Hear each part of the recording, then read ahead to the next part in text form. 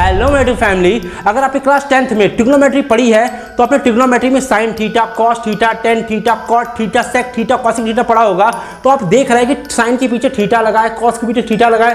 तो जो थीटा होता है ना, वो एक ग्रीक अल्फाबेट होता है और थीटा को हमेशा एंगल से रिप्रेजेंट किया जाता है। जी हाँ, साइन कभी खाली नहीं होगा, कॉस कभी खाली नहीं होगा, इनके पीछे कोई ना कोई एंगल लगा हो सकता है। तो थीटा की वैल्यू 30 डिग्री हो सकती है, 45 डिग्री हो सकती है, 60 डिग्री हो सकती है, कोई भी डिग्री हो सकती है। कभी भी साइन अकेला नहीं होता है, कॉस अकेला नहीं होता है, इनके पीछे कोई ना कोई एंगल लगा ही होता है। और जो sign theta, cos theta, tan theta लिखा है ना, इनको कहते हैं ट्रिग्नोमेट्री रेशियो। जी हाँ, ये होते हैं ट्रिग्नोमेट्री रेशियो। आपने जो क्लास 10th में पढ़ा है ना, इसको ट्रिग्नोमेट्री रेशियो के हिसाब से पढ़ा है। लेकिन आपको ये नहीं पता होगा कि जो ट्रिग्नोमेट्री रेशियो है, इनको हम ट्रिग्नोमेट्रिक फंक्शन भी कहते हैं। जी हाँ, इनको हम ट्रिग्नोमेट्रिक फंक्शन भी कहते हैं। इसीलिए आज मैं आपके लिए ट्रिग्नोमेट्रिक फंक्शन का एक ऐसा वीडियो लेकर आ गया हूं जिसमें मैं ट्रिग्नोमेट्रिक फंक्शन की जितने भी कॉन्सेप्ट आज तक दुनिया में बने हैं, सारे कॉन्सेप्ट इस वीडियो में बताने वाला हूं। एक एक कॉन्सेप्ट बताऊंगा और लास्ट में आपको यह भी बताऊंगा कि इस ट्रिग्नोमेट्री रेशियो को ट्रिग्नोमेट्रिक फंक्शन क्यों कहा जाता है। तो वीडियो में बहुत मजा आने वाला है, वीडियो को लास्ट तक देखना, बिल्कुल भी छोड़ के नहीं जाना। तो आइए फिर स्टार्ट करते हैं। चलिए सबसे पहले ये बात करते हैं कि ट्रिग्नोमेट्री वर्ड आया कहां से। तो ट्रिग्नोमेट्री वर्ड 3 ग्रीक अल्फाबेट से मिलकर बना हुआ है। पहला है ट्री, दूसरा है गॉन और तीसरा है मेट्रॉन। ट्री का मतलब होता है 3, गॉन का मतलब होता है साइड्स और मेट्रॉन का मतलब होता है मेजरमेंट। यानी जहां पर 3 साइडों की मेजरमेंट होती है वहीं पे इस्तेमाल होता है ट्रिग्नोमेट्री। 3 साइडें मतलब 3 साइडें मतलब ट्राइंगल। भाई 3 साइडें ट्राइंगल की तो होती हैं, यानी कि हम डायरेक्टली बात कर रहे हैं ट्राइंगल की। और कौन सा ट्राइंगल? Right angle triangle. जी हाँ, पूरे ट्रिग्नोमेट्री में राइट एंगल ट्राइंगल का ही इस्तेमाल होता है। राइट एंगल ट्राइंगल का मतलब जिसमें से तीनों एंगल में से कोई ना कोई एक एंगल 90 डिग्री का होता है, वो होता है राइट एंगल ट्राइंगल। जी हाँ, ट्रिग्नोमेट्री में सिर्फ और सिर्फ राइट एंगल ट्राइंगल का ही इस्तेमाल होता है। पूरा ट्रिग्नोमेट्री राइट एंगल ट्राइंगल पर ही बेस्ड होता है और किसी पे बेस्ड नहीं होता है। तो यही होता है ट्रिग्नोमेट्री वर्ड का मतलब। अब बढ़ते हैं अपने पहले कॉन्सेप्ट की तरफ, जो कि है टर्मिनल साइड और इनिशियल साइड का। ओके, चलिए बात करते हैं relation between initial side and terminal side, यानी कि इनिशियल साइड और टर्मिनल साइड के बीच क्या रिलेशन होता है। तो सबसे पहले ये समझते हैं कि इनिशियल साइड क्या होती है और ये टर्मिनल साइड क्या होती है। देखिए भाई, मैंने यहाँ पे एक रे खींची है, इस रे को मैं नाम दे देता हूँ इनिशियल साइड। जी हाँ, मैंने इसको नाम दे दिया इनिशियल साइड। और एक और रे देखिए मैंने ऊपर के लिए खींची है, इसको मैं नाम दे देता हूँ टर्मिनल साइड। तो जो नीचे मैंने पहली रे खींची है ना, ये होती है हमारी इनिशियल साइड, और जो ऊपर दूसरी रे खींची है ये होती है हमारी टर्मिनल साइड। इसको नीचे वाली को कहते हैं इनिशियल साइड, ऊपर वाली को कहते हैं टर्मिनल साइड। ठीक है भाई, इतना तो समझ में आ गया होगा। देखो भाई, इन दोनों साइडों के बीच कोई ना कोई एंगल बनेगा ही बनेगा। तो मैंने मान लिया कि इन दोनों साइडों के बीच एक एंगल बन रहा है थीटा। थीटे को हमेशा एंगल से ही रिप्रेजेंट किया जाता है और किसी से रिप्रेजेंट नहीं किया जाता है। तो मैंने इन दोनों साइडों के बीच एंगल ले लिया, जो कि है हमारा थीटा। ठीक है ना। अब मेरी बात ध्यान से सुनना, अब स्टार्ट होता है कॉन्सेप्ट, बहुत ध्यान से सुनना। देखो भाई, अगर मैं इनिशियल साइड से ऊपर के लिए चलूंगा, इनिशियल साइड से ऊपर के लिए चलूंगा, तो हमारा जो एंगल होगा ना, वो हमेशा पॉजिटिव एंगल होगा। क्या होगा? पॉजिटिव एंगल होगा। मेरी बात बहुत ध्यान से समझना। अगर मैं इनिशियल साइड से ऊपर के लिए चलूंगा, ऊपर का मतलब एंटी क्लॉकवाइज चलूंगा। एंटी क्लॉकवाइज, एंटी क्लॉकवाइज का मतलब घड़ी की उल्टी दिशा में चलूंगा। घड़ी कैसे चलती है भाई? घड़ी ऐसे चलती है। देखो भाई, घड़ी ऐसे चलती है। मेरी बात ध्यान से समझना, मेरा ध्यान से देखो।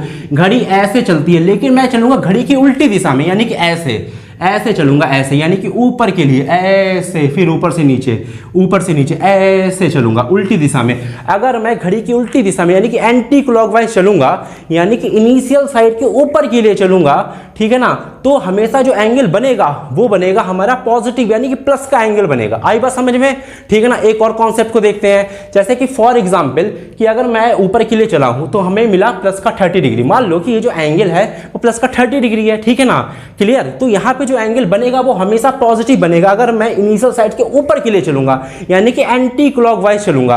अब एक और चीज होती है भैया, एंगल निगेटिव भी बनता है। जी हाँ, आपने 10th क्लास तक अगर मैथमेटिक्स पढ़ी है तो आपने आज तक निगेटिव एंगल नहीं पढ़ा होगा, यानी कि माइनस में एंगल कभी नहीं पढ़ा होगा। लेकिन एंगल माइनस में भी होता है। जी हाँ, एंगल प्लस में तो होता ही है, लेकिन एंगल माइनस में भी होता है। अब माइनस में कब होता है, अब मैं समझाने वाला हूं। देखो भाई, एक और मैंने क्या करा, एक इनिशियल साइड खींची और एक टर्मिनल साइड नीचे के लिए खींची है। टर्मिनल साइड नीचे के लिए खींची। अब मेरी बात ध्यान से समझना। अब मैं क्या करूंगा, इनिशियल साइड से नीचे के लिए चलूंगा, यानी कि क्लॉकवाइज।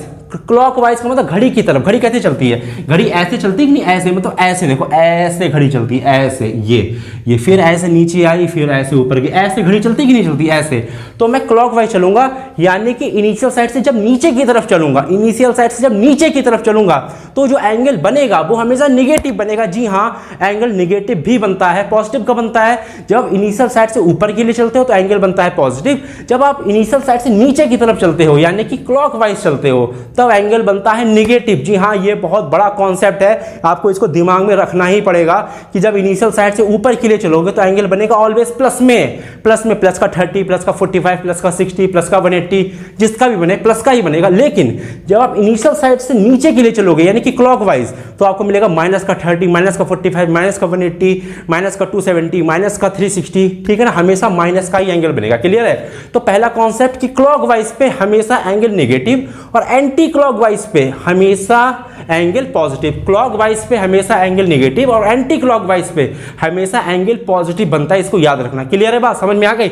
अब एक और प्रॉपर्टी को देखते हैं। इतनी क्लियर है? मेरी बात ध्यान से समझना। देखो भाई, मैंने क्या करा कि इनिशियल साइड मैंने खींची, ठीक है ना, और इनिशियल साइड के ऊपर ही, इनिशियल साइड के जस्ट ऊपर ही मैंने एक क्या करा, टर्मिनल साइड खींची, ठीक इसके ऊपर।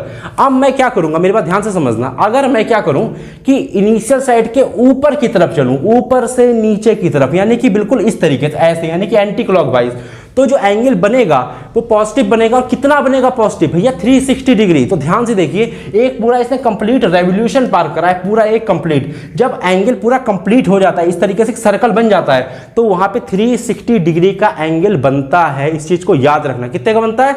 360 डिग्री का। लेकिन ये पॉजिटिव बनेगा। क्या बनेगा? पॉजिटिव। अब निगेटिव 360 बन सकता है कैसे? अगर मैं क्या करूं कि जो इनिशियल साइड है, ठीक है ना, उससे नीचे के लिए चलूं, ऐसे ऐसे चलूं, ऐसे चलूं, यानी कि क्लॉकवाइज ऐसे चलूं, तो जो 360 डिग्री बनेगा वो माइनस बनेगा। तो आपको समझ में आ रहा है ना कि पॉजिटिव 360 कब बनता है और निगेटिव 360 कब बनता है? तो इसी तरीके से भैया एंगल बनते हैं, पॉजिटिव 360, नेगेटिव 360। क्लियर हो गई? तो ये जो रिलेशन होता है इनिशियल साइड और टर्मिनल साइड के बीच, ये सिर्फ एंगल को पॉजिटिव और नेगेटिव करार देने के लिए ही होता है, और इनके बीच कोई रिलेशन नहीं होता है। तो आपने आज तक पॉजिटिव एंगल तो देखा ही होगा, सॉल्व भी करा होगा हमेशा, लेकिन आपने कभी नेगेटिव एंगल नहीं देखा होगा। एक बात मैं इसके लिए आपको और बता दूं, बहुत खास बात, ये वो खास बात है, मेरी बात बहुत ध्यान से समझना, ये वो खास बात है कि भैया जो एंगल बनता है वो हमेशा डिग्री में बनता है। जैसे 30 डिग्री बन जाए, माइनस का 30 डिग्री बन जाए, माइनस का 40 डिग्री बन जाए, प्लस का 40 डिग्री बन जाए, यानी कि हमेशा एंगल डिग्री में ही बनेगा। तो आपके दिमाग में क्वेश्चन जरूर आया होगा कि सर एंगल तो सिर्फ डिग्री में ही होते हैं, मैंने तो शायद डिग्री में ही पढ़े हैं, तो हमेशा मैं डिग्री ही लगाऊंगा। तो मैं आपकी गलत फहमी दूर कर दूं कि एंगल सिर्फ और सिर्फ डिग्री में नहीं होते हैं। यहाँ पे जो एंगल बनेगा वो डिग्री में ही बनेगा। जब भी आप इस तरीके के क्वेश्चन करोगे, इनिशियल लाइन और टर्मिनल लाइन के बीच में जब भी आपको एंगल निकालना पड़ेगा, तो हमेशा डिग्री में लिखोगे एंगल, 40 डिग्री, 50 डिग्री, जो कि हमेशा लिखते आए हो, ठीक है ना। लेकिन एंगल सिर्फ और सिर्फ डिग्री में ही नहीं होते हैं। एंगल किस किस में होते हैं? एंगल डिग्री में होते हैं, जो कि आपने आज तक पढ़े हैं। दूसरा एंगल रेडियन में होते हैं। जी हाँ, रेडियन में एंगल होते हैं, जो कि आपके लिए मोस्ट इंपॉर्टेंट है, जिसका कॉन्सेप्ट मैं बताने वाला हूं। और तीसरा एंगल होता है ग्रेड में। जी हाँ, एंगल होते हैं किसमें? डिग्री में होते हैं, रेडियन में होते हैं, ग्रेड में होते हैं। ग्रेड आपके टॉपिक में नहीं है, ग्रेड आपको नहीं पढ़ना है। आगे कभी आप हायर क्लास की पढ़ाई करोगे तो भले पढ़ना पड़े, अभी नहीं पढ़ना है, ठीक है ना। रेडियन मोस्ट इंपॉर्टेंट है, डिग्री से ज्यादा रेडियन इंपॉर्टेंट होगा इस बार के लिए, मैं पहले बता दूं, ठीक है ना। ट्रिग्नोमेट्री फंक्शन में रेडियन का इस्तेमाल ज्यादा होता है, तो मैं आपको यह बताने वाला हूं कि रेडियन में एंगल कैसे कैसे होते हैं। लेकिन एक बात आपको समझ में आ गई कि इनिशियल और टर्मिनल लाइन के बीच जब भी आप एंगल निकालोगे तो हमेशा हमेशा डिग्री में ही निकालोगे, ठीक है ना। अब मैं आपको बताने वाला हूं कि रेडियन में एंगल कैसे होते हैं। ओके, चलिए बात करते हैं डिग्री मेजर और रेडियन मेजर की, कि डिग्री मेजर में एंगल क्या होते हैं और रेडियन मेजर में एंगल क्या होता है। थोड़ा सा इसका बेसिक जान लेते हैं, फिर हम कॉन्सेप्ट की तरफ बढ़ेंगे। देखो भाई, अगर मैंने यहाँ पे लिख दिया 40 डिग्री, तो आपको क्लियर दिख रहा है कि 40 के ऊपर डिग्री लगी है, तो मैं इसको बोलूंगा 40 डिग्री का एंगल, ठीक है। लेकिन अगर मैं इसी को लिख दूं 40 के ऊपर सी, 40 के ऊपर सी लिख दूं, तो ये हो गया 40 रेडियन। जी हाँ, डिग्री को इस तरीके से जीरो से दिखाया जाता है, छोटा सा जीरो लग जाता है किसी भी नंबर के ऊपर तो वो डिग्री हो जाता है। अगर किसी भी नंबर के ऊपर छोटा सा सी लग जाए, क्या लग जाए? सी लग जाए, तो वो हो जाता है रेडियन। जी हाँ, यही होता है रेडियन, कि आप किसी भी नंबर के ऊपर छोटा सा सी देख लो ना, तो वो एक एंगल होता है और रेडियन में होता है। जैसे मैंने यहाँ पे लिख दिया 270 डिग्री, अगर मैंने 270 को रेडियन में लिखना तो मैं लिखूंगा 270 रेडियन। तो अगर आपके दिमाग में ये क्वेश्चन आ रहा होगा कि सर ये क्या दोनों एक ही जैसी चीजें हैं, तो बिल्कुल एक जैसी चीजें नहीं है। 270 डिग्री और 270 रेडियन में जमीन आसमान का फर्क है, जमीन आसमान का फर्क। जी हाँ, 270 डिग्री कुछ और ही है जो आपने आज तक बनाए होंगे एंगल। 270 का बनाया, 290 डिग्री का बनाया, 180 डिग्री का बनाया, 30 डिग्री का बनाया एंगल। बहुत आपने अपने लाइफ में एंगल बनाए होंगे। लेकिन अगर मैं आपसे कहूँ कि 30 रेडियन का एंगल बना के दिखाओ, 180 रेडियन का एंगल बना के दिखाओ, तब आप नहीं बना पाओ, क्योंकि आपने तो पढ़ा ही नहीं रेडियन क्या होता है। तो मैं आपको रेडियन का पूरा कॉन्सेप्ट बताने वाला हूं। तो आप ये तो समझ गए ना कि रेडियन को लिखते कैसे हैं। अगर मैंने किसी भी नंबर के ऊपर सी लगा दिया, क्या लगा दिया, सी लगा दिया, तो वो जो एंगल होता है वो रेडियन में अपने आप ही हो जाता है। सही है।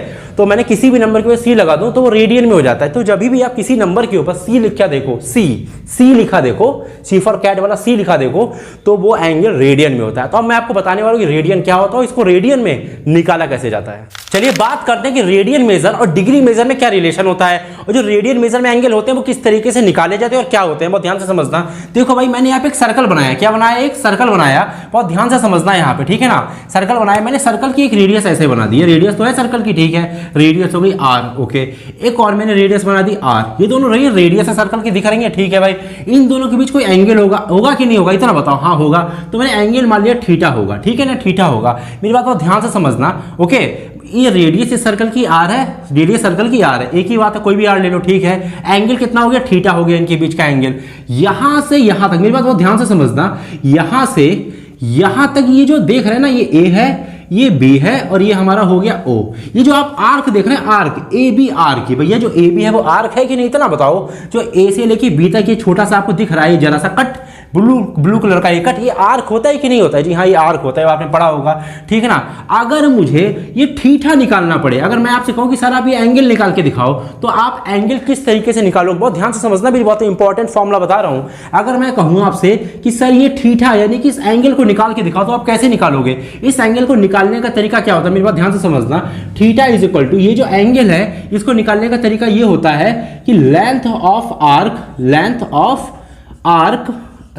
Of arc A B upon radius. समझ में आई बात कि नहीं।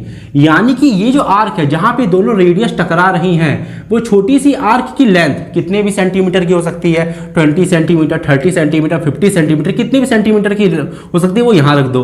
और इस सर्कल का रेडियस यहां रख दो, दोनों को आपस में काट दो, जो भी आएगा वो थीटा आएगा। जो थीटा होगा वो एक एंगल होगा। क्या होगा, एंगल होगा। लेकिन यहां पर एक बात समझने वाली ये है, जो थीटा होता है वो हमेशा किस में होता है भैया, वो हमेशा रेडियन में होता है। किस में होता है, रेडियन में होता है, रेडियन में होता है ऑलवेज। जी हाँ, यहाँ पे जो भी थीटा निकलेगा वो एक रेडियन में निकलेगा। इसलिए मैं यहाँ पे क्या लगा दे रहा हूँ, सी लगाए दे रहा हूँ। क्या लगा दे रहा हूँ, सी लगाए दे रहा हूँ। ये जो थीटा होता है कभी भी डिग्री में नहीं निकलता, इसको याद रखना। यहाँ पे जो भी आप थीटा निकालोगे, कभी भी आप ये लेंथ निकाल लो इस आर्क की, डिवाइड कर दो इससे, रेडियस से, ठीक है ना। तो जो भी यहाँ पे एंगल निकलेगा, एंगल ही निकलेगा, वो रेडियन में निकलेगा, ना कि डिग्री में। डिग्री में नहीं निकलेगा, किस में निकलेगा, रेडियन में। इसलिए मैंने क्या लगा दिया, सी, क्योंकि रेडियन को सी से डिनोट करते हैं, अभी मैंने आपको बताया, ठीक है ना। इतनी बात तो हमें समझ में अच्छे से आ गई। लेकिन अब हम मेन कॉन्सेप्ट की बात करते हैं। तो ये फॉर्मूला है, ये क्या है भैया, ये फॉर्मूला बन गया। क्या फॉर्मूला है, लेंथ ऑफ आर्क, जो भी आर्क हो सकता है आप छोटी सी ये आर्क ले लो, यहां से रेडियस जोड़ के ये आर्क ले लो, कोई भी आर्क ले लो, कोई भी आर्क जहां पे दो रेडियस आपस में इंटरसेक्ट कर रही हो, दो पॉइंट पे, वो आर्क यहां पे रख दो, उसकी लेंथ और रेडियस रख दो, काट पीट दो, जो भी निकलेगा थीटा यानी एंगल निकलेगा ये वाला। इन दोनों आर्क के, इन दोनों रेडियस के बीच का एंगल निकलेगा, याद रखना। पूरे सर्कल का इन दोनों के बीच का एंगल निकलेगा ये वाला एंगल, थीटा, और रेडियन में निकलेगा। ये बात हमें बहुत क्लियर हो गई, ठीक है भाई, निकाल लेंगे। अब एक और इंपॉर्टेंट बात, ये बहुत ध्यान से समझना, और जो थीटा होगा वो रेडियन में होगा, ठीक है ना। इतना हमें समझ में आ गया, बहुत क्लियर हो गया, क्लियर। अब मेरी बात बहुत ध्यान से समझना, ठीक है ना। अगर मैं क्या करूं कि इस पूरे सर्कल को एक आर्क मान लूं, भैया देखो ये छोटा सा जो ए बी दिख रहा है ना, वो तो एक आर्क है, ये बात हमें पता है। लेकिन ये सर्कल होता है वो भी तो एक आर्क होता है, A R C arc, A R C arc. बताओ ये जो सर्कल होता है वो भी तो एक आर्क होता है कि नहीं, होता है कि नहीं, इतना बताओ। हाँ सर होता है। तो मैं theta radian is equal to 2 pi R रख सकता हूं, इतना बताओ। इस लेंथ ऑफ आर्क के प्लेस पे, इस फॉर्मूले को मैं रख रहा हूं, इस लेंथ ऑफ आर्क के प्लेस पे 2 पाई आर रख सकता हूं कि नहीं। सर रख सकते हो। क्यों 2 पाई आर रख सकता हूं, क्योंकि भैया ये जो पूरा सर्कल का जो होता है वो सर्कमफ्रेंस ही तो होता है। जो पूरा आर्क होता है सर्कल का, पूरा आर्क, पूरा ये सर्कमफ्रेंस होता है, सर्कमफ्रेंस का फॉर्मूला होता है 2 पाई आर, इसलिए मैं लेंथ ऑफ आर्क के प्लेस पे 2 पाई आर रख सकता हूँ, ठीक है। और रेडियस कितना, रेडियस आर है, तो मैंने यहाँ पे रख दिया आर। बात समझ में आई? ठीक है, समझ में आई। अब एक बात मुझे बताओ, ये जो पूरा सर्कल होता है कंप्लीट होता है कि नहीं? कंप्लीट एंगल, और कंप्लीट एंगल कितने डिग्री का होता है? कंप्लीट एंगल 360 डिग्री का होता है। इसलिए मैं theta radian is equal to 180, sorry 360 नहीं, हाँ सॉरी 360, हाँ 360 डिग्री रख सकता हूँ कि नहीं, इतना बता दो बस। ये बात अगर आपको समझ में आ गई तो सब समझ में आ गया। बहुत समझते रहे ना, ये बहुत बड़ी चीज फाइंड कर रहा हूं मैं, सही है। अगर मैं थीटा रेडियन के प्लेस पे, जो थीटा है वो रेडियन में है, इसके प्लेस पे अगर मैं 360 डिग्री रख दूं तो कोई हर्ज है? बताओ, कोई हर्ज नहीं, 360 डिग्री रख सकता हूं। क्यों? क्योंकि जो थीटा रेडियन है वो 360 डिग्री के बराबर है, क्योंकि ये पूरा कंप्लीट एंगल मैं लेके चल रहा हूं। अभी मुझे थीटा नहीं पता था क्योंकि मैं छोटा सा आर्क लेके चल रहा था, इसलिए मुझे थीटा नहीं पता था। अब मैं पूरा ही आर्क ले रहा हूं, पूरा आर्क मतलब 2 पाई आर, यानी सर्कल का सर्कमफ्रेंस। तो जो एंगल लूंगा वो भी तो कंप्लीट एंगल होगा, पूरा कंप्लीट। और कंप्लीट एंगल कितने का होता है? 360 डिग्री।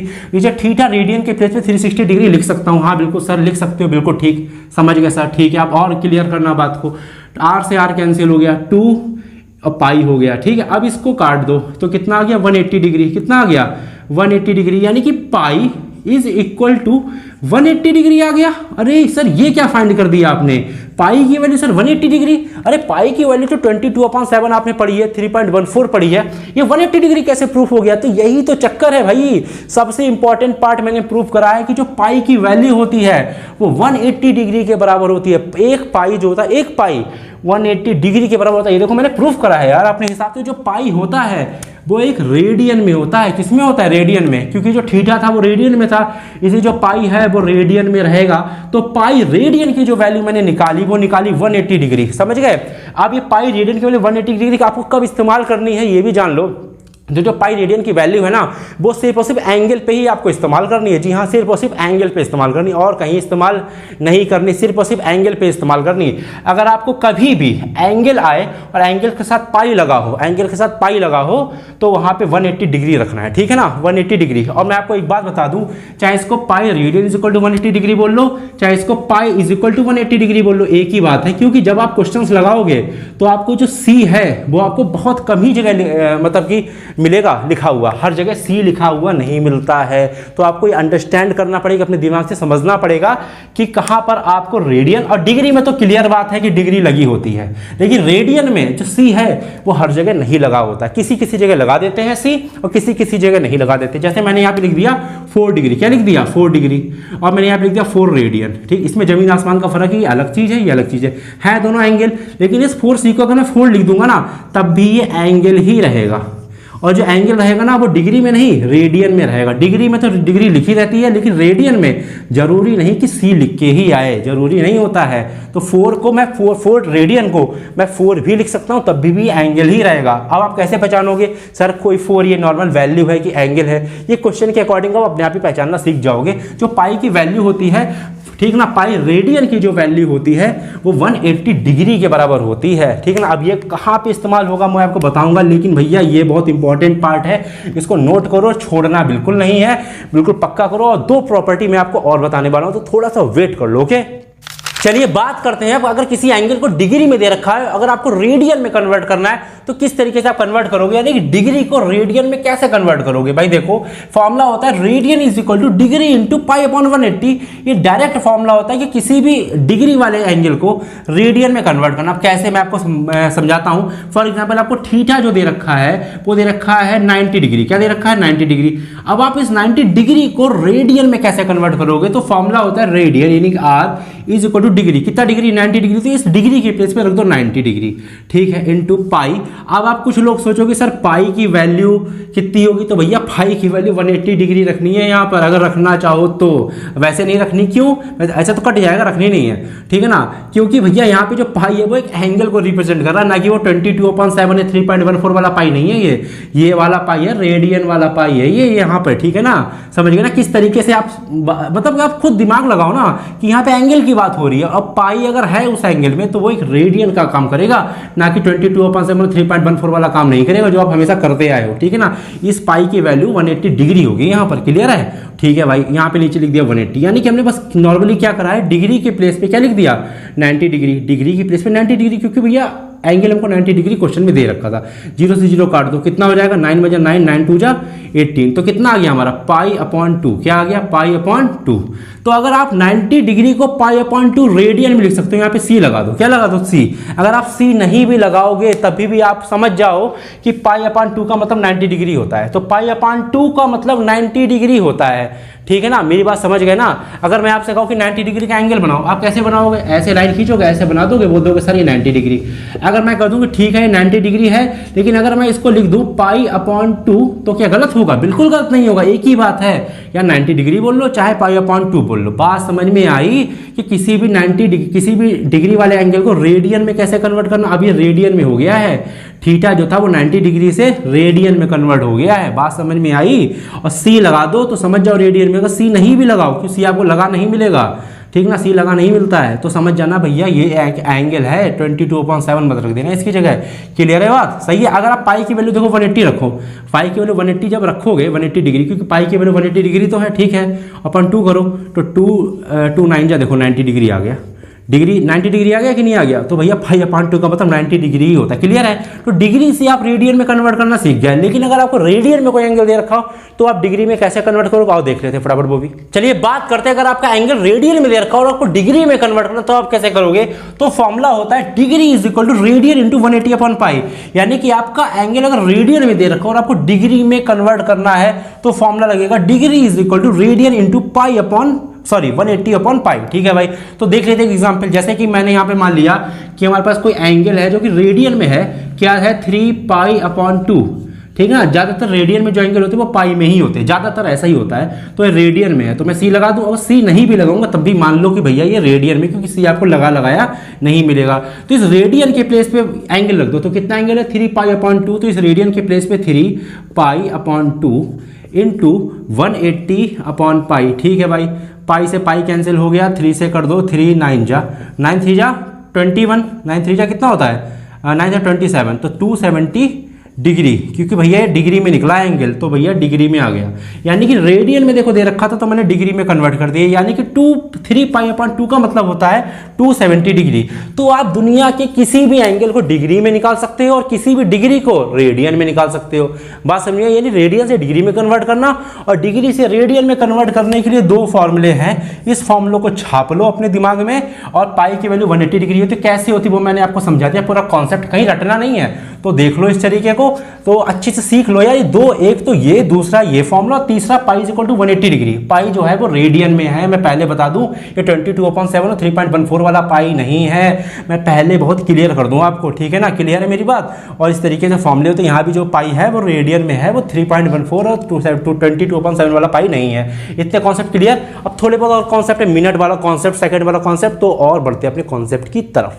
चलिए बात करते हैं डिग्री, मिनट और सेकंड के बीच एक रिलेशनशिप होता है। अब क्या रिलेशनशिप होता है उसको देखते हैं भाई। मैंने क्या करा कि यहाँ पर एक एंगल बनाया है, एंगल बनाने के लिए मैंने एक इनिशियल साइड ली और एक ये टर्मिनल साइड ली, ठीक है ना। ये इनिशियल है और ये टर्मिनल साइड है, और इनिशियल साइड और टर्मिनल साइड के बीच जो एंगल मैंने माना वो मैंने मान लिया 1 डिग्री का एंगल। कितने डिग्री का एंगल? 1 डिग्री का एंगल। बहुत ध्यान से समझते रहना बात भाई, 1 डिग्री का एंगल बहुत छोटा एंगल होता है, इसीलिए मैंने थोड़ा बड़ा करके बनाया है कि आपको ठीक से दिखाई पड़े। ठीक है भाई, दिखाई दे रहा है? जी हाँ दिखाई दे रहा है। ये जो इन दोनों के बीच जो एंगल है ना वो एक 1 डिग्री का एंगल मैंने ले लिया। अब मेरी बात बहुत ध्यान से समझना, अगर मैं क्या करूं, इस 1 डिग्री एंगल के 60 छोटे छोटे पार्ट कर दूं, 60 छोटे छोटे पार्ट कर दूं, 60 छोटे छोटे part, 1 part, 2 part, 3 part, 4 part, 5 part, ऐसे करके 60 कितने 60 छोटे छोटे पार्ट कर दूं, तो जो 1 मिनट होगा ना, जो ये 1 मिनट होगा वो 1 डिग्री जो होगा ना ये वो 60 मिनट के बराबर होगा, 60 मिनट के बराबर होगा। बात समझ में नहीं आई होगी मुझे पता है, मेरी बात ध्यान से समझना। अगर मैं 1 डिग्री एंगल के छोटे छोटे 60 पार्ट कर दूं, यानी कि 1 डिग्री एंगल को ठीक है ना 60 छोटे छोटे मिनट में कन्वर्ट कर दूं, ठीक है ना। 1 minute, 2 minute, 3 minute, 4 minute, 5 minute, मतलब ये 1 मिनट, ये 2 मिनट, ये 3 मिनट, समझते रहना। ये 1 मिनट हो गया, ये वाला फिर 1 मिनट हो गया, ये वाला फिर 1 मिनट हो गया, ये वाला फिर 1 मिनट हो गया, ये वाला फिर 1 मिनट हो गया, ऐसे 60 छोटे छोटे पार्ट में कन्वर्ट कर दूं 60 पार्ट, तो जो 1 डिग्री होता है ना वो 60 मिनट के बराबर होता है। 1 डिग्री कितने मिनट के बराबर होता है? 60 मिनट के बराबर होता है। और आप इसको 60 के ऊपर डैश लगा दो ना, डैश, तो ये मिनट का साइन होता है। यानी कि कहने का मतलब जो 1 डिग्री होता है ना वो 60 मिनट के बराबर होता है। अगर आपको ये कॉन्सेप्ट समझ में नहीं आया किस तरीके से होता है, एक्चुअली इसी तरीके से ही होता है, तो कोई दिक्कत नहीं, आप बस इतना याद कर लो कि 1 डिग्री 60 मिनट के बराबर होता है। जो आपको लाइन दिख रही है ना छोटी सी ये वाली, ये मिनट की लाइन होती है, इसको कहते हैं मिनट। मिनट को ऐसे डैश से डिनोट करते हैं, ठीक है भाई। ये बात तो हमें अच्छे से पता है कि 1 डिग्री में 60 मिनट हो गए। और एक चीज और जान लो कि 60 मिनट में कितने सेकंड होते हैं बताओ? 60 मिनट, सॉरी 60 मिनट में नहीं, 1 मिनट में, सॉरी 1 मिनट में कितने सेकंड होते हैं बताओ? 1 मिनट में 60 सेकंड होते हैं, 60 सेकंड। देखो भाई 1 डिग्री में 60 मिनट होते हैं और 1 मिनट में 60 सेकंड होते हैं। बात समझ में आई? ये सेकंड का साइन है, यहाँ पे लिख रखा है 60 सेकेंड, ठीक है ना। ये सेकंड का साइन है। सिंगल टिक मतलब मिनट और डबल टिक का मतलब होता है क्या? सेकंड, ठीक है ना। तो 1 डिग्री में 60 मिनट होते हैं और 1 मिनट में 60 सेकंड होते हैं। 1 मिनट में 60 सेकंड तो आपको पता ही होगा पहले से ही, ठीक है ना, कोई प्रॉब्लम नहीं। लेकिन 1 मिनट में 1 डिग्री में, 12 मिनट बोल रहा हूं मैं, 1 डिग्री में 60 मिनट होते हैं। 1 डिग्री में 60 मिनट होते हैं, इसको याद रखना। 1 डिग्री में 60 मिनट होते हैं और 1 मिनट में 60 सेकंड होते हैं। मिनट को हमेशा ऐसे दिखाया जाता है, ऐसे मिनट लिख के नहीं आएगा, ऐसे साइन बन के आएगा मिनट का, और सेकंड का साइन ऐसे बन के आएगा, सेकंड लिख के नहीं आएगा। तो 2 चीजें अपने दिमाग में भर लो, प्रूफ मतलब कि इसको दिमाग में भर लो, अच्छे से उतार लो, छाप लो, जो करना है कर लो, और बढ़ते अपने अगले कॉन्सेप्ट की तरफ। ओके, चलिए बात करते हैं साइन कन्वेंशन की। और जो साइन कन्वेंशन होता है ना, ये ट्रिग्नोमेट्रिक फंक्शन का हार्ट है। जी हाँ, ये सबसे मोस्ट इंपॉर्टेंट चीज है। अगर आपसे ये छूट गई या आपको ये समझ में किसी तरीके से नहीं आई तो आपसे ट्रिग्नोमेट्रिक फंक्शन हिलेगा तक नहीं। ये भैया बहुत इंपॉर्टेंट, इसको बहुत ध्यान से समझना। मैं बहुत आराम से समझाऊंगा कि आपको बहुत ही सब कुछ क्लियर हो जाए। बहुत ध्यान से समझना इसको। सबसे पहले तो मोस्ट इंपॉर्टेंट की कैटेगरी में डालो, ये बहुत इंपॉर्टेंट है, बहुत ध्यान से समझना। इसको कहते हैं साइन कन्वेंशन। क्या कहते हैं इसको? Sine convention. ये क्या होता है मैं समझाने वाला हूं। देखो भाई, आपके सामने कार्टेशियन प्लेन बना हुआ है। कार्टेशियन प्लेन का मतलब इस तरीके का ग्राफ पेपर बना हुआ, आप देख रहे हैं ना, ये ग्राफ पेपर, बस यही है ये ग्राफ पेपर। इसमें क्या होता है, ये जो होता है वो एक्स एक्सेस होता है। क्या होता है? ये एक्स एक्सेस होता है। और ये जो होता है वाई एक्सेस होता है। ये एक्स एक्सेस की लाइन जो लेटी हुई होती है हॉरिजॉन्टल लाइन, और वर्टिकल लाइन जो खड़ी लाइन है वो वाई एक्सेस की होती है, ठीक है। बीच में होता है हमारा 0, बीच में हमारा क्या था? ऑरिजिन। बीच में ऑरिजिन होता है, बनाने की जरूरत नहीं, होता है, सबको पता है। नीचे क्या लिखा है इसको भूल जाओ थोड़ी देर के लिए। अब जो मैं बताऊं उसको ध्यान से समझना। देखो भाई, ये हमें पता है, ये वाला फर्स्ट कोऑर्डिनेट होता है, ये सेकंड कोऑर्डिनेट होता है, सबको पता है। ये थर्ड कोऑर्डिनेट होता है, ये भी सबको पता है। और ये लास्ट में फोर्थ कोऑर्डिनेट होता है, ये भी सबको पता है। First coordinate, second coordinate, third coordinate और फोर्थ कोऑर्डिनेट, ये सब आप अच्छे से पढ़ के आए हो, कोई प्रॉब्लम वाली बात है। नहीं पढ़ के आए हो तो समझ गए होगे फर्स्ट, सेकंड, थर्ड, फोर्थ। ये फर्स्ट है तो फर्स्ट ही रहेगा, फर्स्ट और कोई नहीं हो सकता, पहली बात तो ये है, ठीक है ना। तो फर्स्ट, सेकंड, थर्ड, फोर्थ ये अपनी जगह पे बिल्कुल फिक्स होते हैं, ठीक। यहां से एंगल स्टार्ट होता है। पहला जो एंगल होता है ये होता है 0 डिग्री का। क्या होता है? 0 डिग्री का।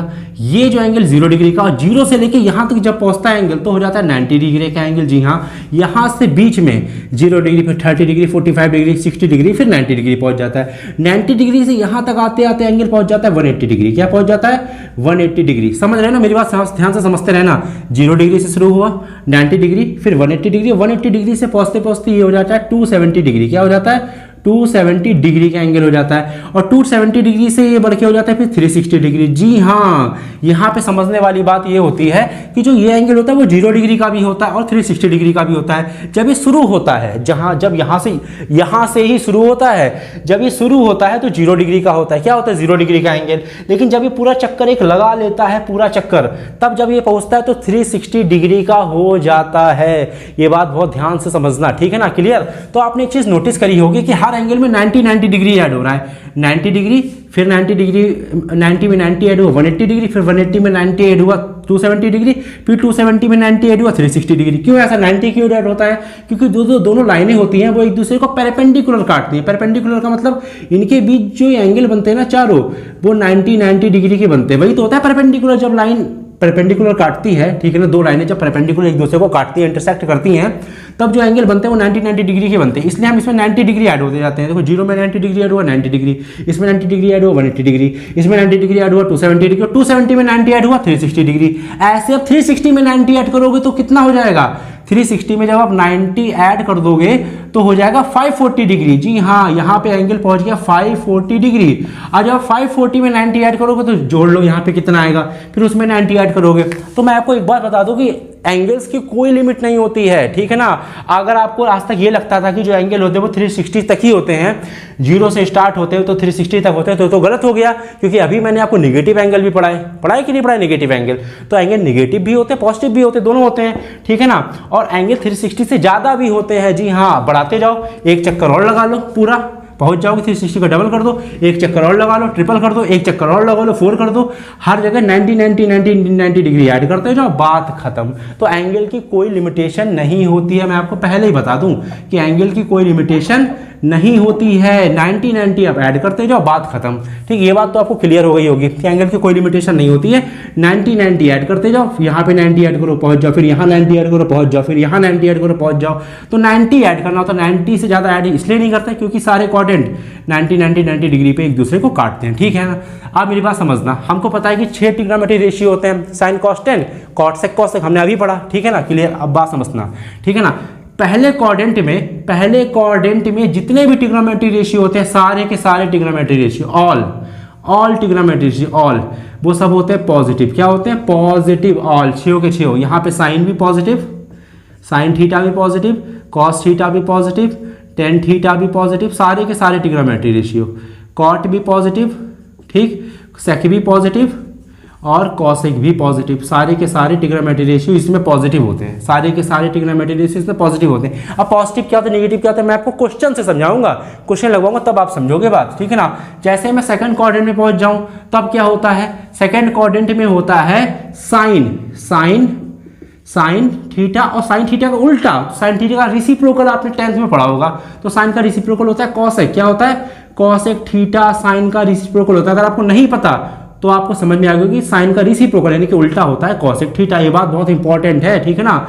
तो सिर्फ इस सेकंड क्वाड्रेंट में साइन और कॉसेक ही सिर्फ पॉजिटिव होते हैं, बाकी सारे नेगेटिव। तो इसमें बचे सारे नेगेटिव। जब आप सेकंड क्वाड्रेंट की बात करेंगे तो सेकंड वाले क्वाड्रेंट में साइन और कॉसेक ही सिर्फ पॉजिटिव होते हैं, कॉस टेन कॉट सेक इसमें हो जाते हैं नेगेटिव। अभी क्या होता है मैं क्वेश्चन से समझाऊंगा, कोई टेंशन नहीं लो, समझते रहो। थर्ड क्वाड्रेंट की बात करते हो तो थर्ड क्वाड्रेंट में टेन थीटा और 10 का रेसिप्रोकल होता है कॉट। क्या होता है? कॉट। तो 10 और कॉट ही सिर्फ इसमें पॉजिटिव होते हैं, बाकी सारे नेगेटिव। तो 10 और कॉट को छोड़ के साइन कॉस सेक कॉसेक इसमें नेगेटिव होते हैं, बाकी सारे पॉजिटिव। और फिफ्थ क्वाड्रेंट में कॉस थीटा और कॉस का उल्टा सेक, कॉस का उल्टा सेक होता है, भाई नहीं पता तो समझ लो। तो कॉस का उल्टा सेक होता है हमारा पॉजिटिव। बात समझ में? इसको तो एक्स को थोड़ा छोटा कर लो, क्लियर। तो कॉस का उल्टा पॉजिटिव होता है, बाकी सारे इसमें होते हैं नेगेटिव, सही है। तो पहले वाले क्वाड्रेंट में सारे पॉजिटिव होते हैं, बात समझते रहना, साइन कन्वर्जेंस का नाम ही है, सारे पॉजिटिव। सेकंड क्वाड्रेंट में साइन और कॉसेक ही सिर्फ पॉजिटिव होते हैं, बाकी सारे नेगेटिव। थर्ड में टेन कॉट पॉजिटिव, बाकी सारे नेगेटिव। और फोर्थ क्वाड्रेंट में कॉस और सेक पॉजिटिव, बाकी सारे नेगेटिव। अब इसको याद करने का तरीका क्या होता है? आफ्टर स्कूल टू कॉलेज, आपको पूरा आफ्टर स्कूल टू कॉलेज नहीं पढ़ना, आपको पढ़ना है सिर्फ ASTC। ए का मतलब ऑल, एस का मतलब साइन और उसका रेसिप्रोकल, टी का मतलब 10 और उसका रेसिप्रोकल, सी का मतलब कॉस और उसका रेसिप्रोकल। बात समझ में आई? तो उसका फॉर्मूला क्या होता है? ASTC, A for after, S for school, T for college और टी फॉर टू और C for college. After school to college, A for all सारे पॉजिटिव और एस फॉर साइन और उसका उल्टा पॉजिटिव यानी कि कॉसेक पॉजिटिव। इसमें 10 उसका उल्टा यानी कॉट पॉजिटिव और इसमें कॉस, सी फॉर कॉस और उसका उल्टा सेक वो पॉजिटिव। बात समझ में आई कि नहीं समझ में आई? क्लियर है बात? सही है, क्लियर है, आगे बढ़े, क्लियर है। तो इतनी बात समझ में आ गई कि नहीं आगे बताओ। तो साइन कन्वेंशन तो आपको इतना क्लियर हो गया होगा कि भैया अगर फर्स्ट क्वाड्रेंट में आया कोई चीज तो सारे पॉजिटिव मानेंगे, सेकंड क्वाड्रेंट में आया भैया तो साइन और कॉसेक पॉजिटिव मानेंगे, थर्ड क्वाड्रेंट में आया तो टेन और कॉट पॉजिटिव मानेंगे, और फोर्थ क्वाड्रेंट में आया तो कॉस और सेक पॉजिटिव मानेंगे, ठीक है ना। और यहाँ से एंगल शुरू होते हैं, पहले 0 होता है, फिर 90 हो जाता है, फिर 180 हो जाता है, फिर 270, फिर 360, फिर यहाँ पे 90 ऐड कर दो, इतना पॉजिटिव। फिर मतलब एंगल कभी खत्म नहीं होते। पीछे चलोगे तो निगेटिव होगा। मैंने बताया था आपको सबसे पहले कि अगर आप इस तरीके से चलोगे क्लॉकवाइज तो एंगल होते हैं सारे के सारे नेगेटिव। अगर आप ऐसे चलोगे यानी कि क्लॉकवाइज तो सारे एंगल क्या होते हैं पॉजिटिव। तो मैं ऐसे चल रहा हूँ, ऐसे एंटी क्लॉकवाइज। कैसे चलो? एंटी क्लॉकवाइज, एंटी घड़ी की उल्टी दिशा में तो पॉजिटिव। अगर मैं घड़ी की तरफ चलूँ यानी क्लॉकवाइज चलूँ ऐसे, मतलब ये टर्मिनल लाइन है, ये सॉरी इनिशियल लाइन है। इनिशियल लाइन की अगर नीचे से चलूँ तो हमारे नेगेटिव। तो नेगेटिव एंगल की अभी जरूरत नहीं है, बस समझ लो कि नेगेटिव होते हैं, लेकिन अभी कोई जरूरत है नहीं, ठीक है ना। अभी कोई खास जरूरत नहीं, बस समझ लो होते हैं, ठीक, क्लियर है। ये हमारी इनिशियल लाइन है, मैं ऐसे चल रहा हूँ एंटी क्लॉकवाइज, तो हमारे सारे एंगल पॉजिटिव बन रहे हैं। बात समझ में आई कि नहीं आई? कि अगर फर्स्ट क्वाड्रेंट में आएगा तो सारे के सारे ट्रिग्नोमेट्री रेशियो पॉजिटिव, इसमें 2 पॉजिटिव, इसमें ये 2 पॉजिटिव और इसमें ये 2 पॉजिटिव, बाकी सारे निगेटिव, ठीक है। तो साइन कन्वेंशन हमारा हो गया। अब हम पढ़ेंगे साइन कन्वर्जन, ओके। अब एक छोटा सा क्वेश्चन आपके लिए कि जिससे कि आपको उसका पूरा कॉन्सेप्ट समझ में अच्छे से आ जाए। क्वेश्चन हमारे पास है साइन 765 डिग्री की वैल्यू निकालिए। तो जो आपको नंबर है ना 765 डिग्री, ये एक बहुत बड़ा नंबर है। आपने अब तक कौन कौन से एंगल पढ़े? 0 डिग्री, 30 डिग्री, 45 डिग्री, 60 डिग्री और 90 डिग्री। इससे ज्यादा अभी तक आपने नहीं पढ़े होंगे, लेकिन 765 डिग्री की वैल्यू अभी आप निकालोगे मेरे सामने, मैं आपको निकालना सिखाऊंगा। अब जो साइन कन्वर्जन होता है वो हमेशा 90 से ज्यादा वैल्यू के लिए होता है। देखो ये वाली जो वैल्यू है वो 90 से ज्यादा है कि नहीं? तो जब भी 90 से ज्यादा वैल्यू होगी, कभी भी कोई भी वैल्यू अगर 90 से ज्यादा है तो आपको साइन कन्वेंशन बहुत ज्यादा इस्तेमाल में आएगा।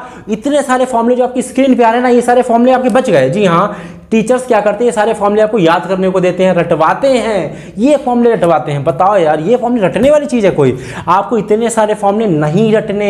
अगर आप साइन कन्वेंशन लगाना सीख गए तो आपको ये सब नहीं रटना पड़ेगा, एक फॉर्मूला नहीं याद करना पड़ेगा, मैं गारंटी देता हूं आपको। देखो इसके लिए आपको कन्वर्जन थोड़ा सा देख लो। कन्वर्जन क्या होता है? देखो साइन कॉस में चेंज होता है, कॉस साइन में चेंज होता है। अब कब चेंज होता है ये मैं बताऊंगा, अभी समझ लो। साइन कॉस में चेंज होता है, कॉस साइन में चेंज होता है, टेन कॉट में चेंज होता है, कॉट टेन में चेंज होता है, सेक कॉसेक में चेंज होता है, कॉसेक सेक में चेंज होता है, ठीक है ना। ये साइन कन्वेंशन होते हैं। ये मैं क्वेश्चन के अकॉर्डिंग करूंगा। देखो सबसे पहले यहां पे लिखा रखा है साइन 765 डिग्री की वैल्यू निकालो।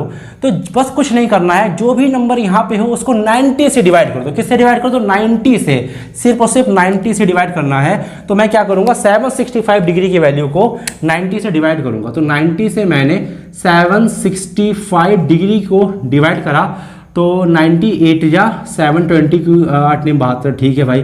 5 बचा और ये कितना बचा? 4 बचा, ठीक है भाई। बस अब तो कटेगा नहीं। तो देखो मेरी बात ध्यान से समझना, बहुत ध्यान से। साइन को साइन लिखे रहने दो, कतई में चेंज करो, साइन को साइन। इसको मैं क्या लिख सकता हूँ? 765 को लिख सकता हूँ 90 × 8, यानी कि इन दोनों की कर दो मल्टीप्लाई। 90 × 8, 90 × 8 मल्टीप्लाई मत कर देना, मतलब मल्टीप्लाई में लिखना है। 90 × 8, रिमाइंडर कितना बचा? 45, तो प्लस का 45। ये आपने बचपन में फॉर्मूला भी पढ़ा होगा कि divisor into quotient plus remainder, divisor into quotient plus remainder वही फॉर्मूला है। तो फॉर्मूला नहीं समझना मत समझो भाई, इतना समझ लो जो यहाँ पे आया जो यहाँ पे आया, दोनों चीज़ों की मल्टीप्लाई करके यहाँ पे लिख दो। जो रिमाइंडर बचे नीचे वो प्लस में यहाँ पे लिख दो। अब जो रिमाइंडर बचेगा, हमेशा ऑलवेज जो रिमाइंडर बचेगा वो एक टेबल वैल्यू हुई होगी। तो आपने देखा कि 45 डिग्री की वैल्यू आपने टेबल में पढ़ी है। टेबल में आपने क्या क्या पढ़ा? 0 पढ़ा, 30 डिग्री पढ़ा, 45 पढ़ा, 60 पढ़ा, 90 पढ़ा। तो यहाँ पे जब भी आएगा या तो 0 डिग्री आएगा, या तो 30 डिग्री आएगा, या तो 60 डिग्री आएगा, या तो 90 डिग्री आएगा। ये बस यही आएंगे, इसके अलावा और कोई नहीं आएगा। टेबल वाली वैल्यू ही आएगी, ठीक है। अब क्या करना है, बहुत ध्यान से समझना, बहुत ध्यान से देखो भाई। यहाँ पे क्या लिखा हुआ? 8, क्या लिखा है? 8 लिखा है। 8 के आगे क्या लिखा है? प्लस।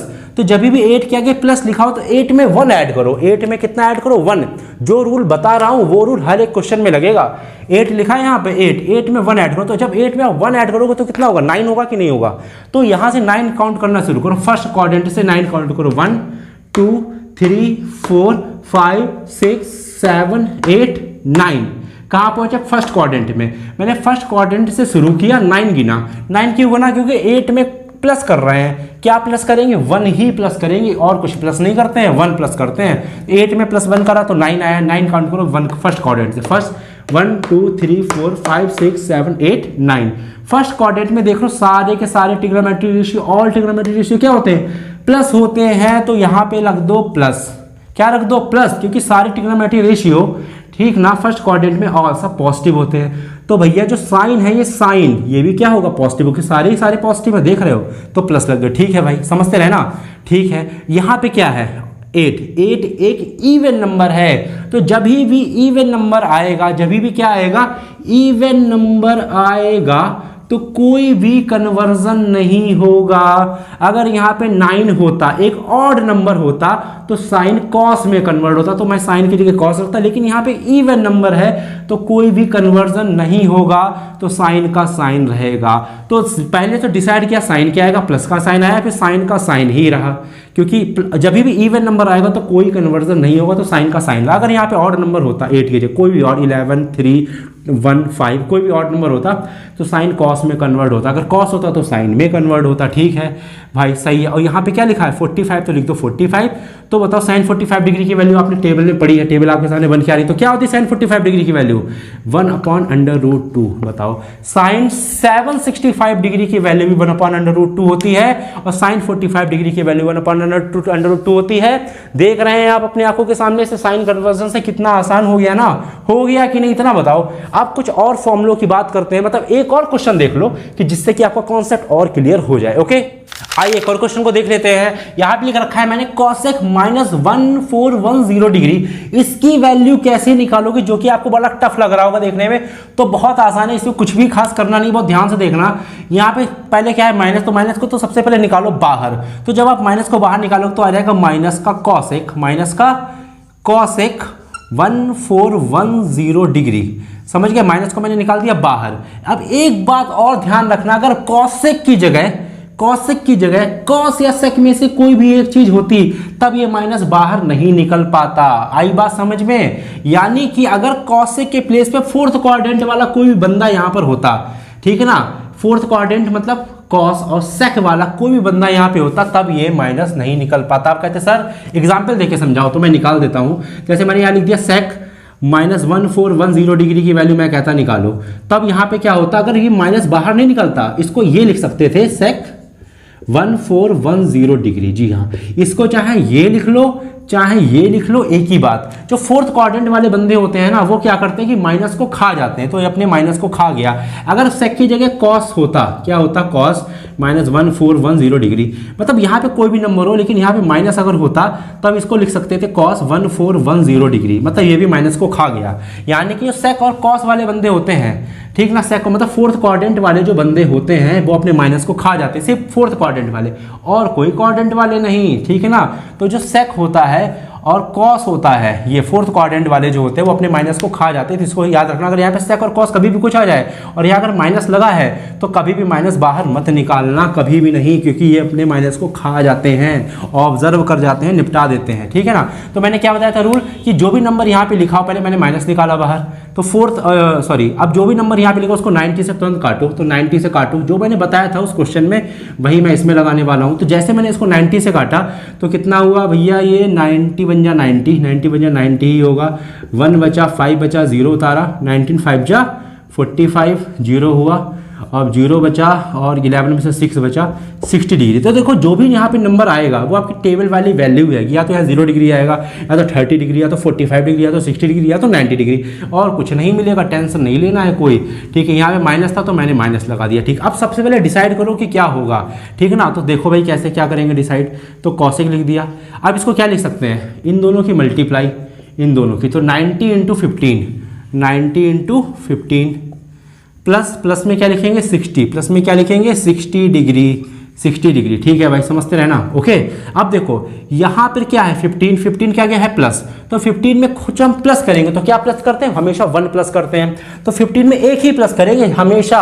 जब भी यहाँ पे कोई भी नंबर लिखा हो उसमें एक ही प्लस करना है, कभी और कुछ प्लस नहीं करना है। तो 15 में एक प्लस करेंगे, तो जब 15 में एक प्लस किया तो कितना है 16, तो हम पहुंच गए 16 क्वाड्रेंट में। 16 क्वाड्रेंट का मतलब पहला, दूसरा, तीसरा, चौथा, पांचवा, छठा, सातवां, आठवां, 9वां, 10वां, 11वां, 12वां, 13वां, 14वां, 15वां, 16वां, पहुंच गए 16 क्वाड्रेंट, यानी कि फोर्थ क्वाड्रेंट में। और फोर्थ क्वाड्रेंट में सिर्फ और सिर्फ कॉस और सेक ही पॉजिटिव होते हैं, बाकी सारे निगेटिव होते हैं। तो कॉसेक तो है नहीं फोर्थ क्वाड्रेंट में, बताओ कॉसेक है क्या फोर्थ क्वाड्रेंट में, नहीं है, कॉस और सेक है, तो कॉसेक हो जाएगा निगेटिव। तो पहला निगेटिव ये लिखा था और कॉसेक वाला निगेटिव हमने लिख लिया यहाँ पर, ये वाला निगेटिव यहाँ लिखा था, इससे कोई मतलब नहीं। अभी जो निगेटिव लिखा है वो फोर्थ क्वाड्रेंट में लिखा है, क्यों, क्योंकि 15 में हमने 1 ऐड किया तो हुआ 16, 1 2 3 4 5 6 7 8 9 10 11 12 15 14 15 अरे यार 1 2 3 4 5 6 7 8 9 10 11 12 13 14 15 16 और 16 क्वाड्रेंट यानी फोर्थ क्वाड्रेंट में पहुंचे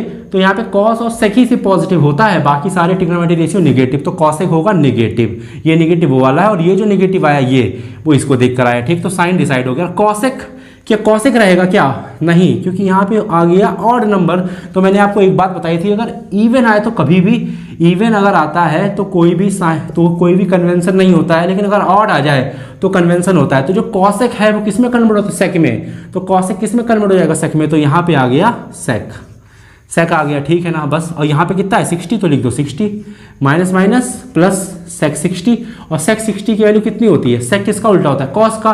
कॉस 60 की वैल्यू होती है, कॉस 60 की वैल्यू 1/2 और सेक 60 की 2, आ गया 2, बात खत्म। देखो कितना आसान था, आपको इतने सारे फॉर्मूले से मैंने याद करने के लिए बचा दिया। तो ये हो गया हमारा, ये वाला कॉन्सेप्ट क्लियर हो गया, सब कुछ मैंने आपको इसमें बता दिया, कुछ भी नहीं छोड़ा, एक एक चीज मैंने क्लियर कर दी। अब कुछ और कॉन्सेप्ट की तरफ पढ़ते जो कि बहुत ज्यादा इंपॉर्टेंट है। ओके, चलिए आइए कुछ और मोस्ट इंपॉर्टेंट कॉन्सेप्ट की बात करते हैं।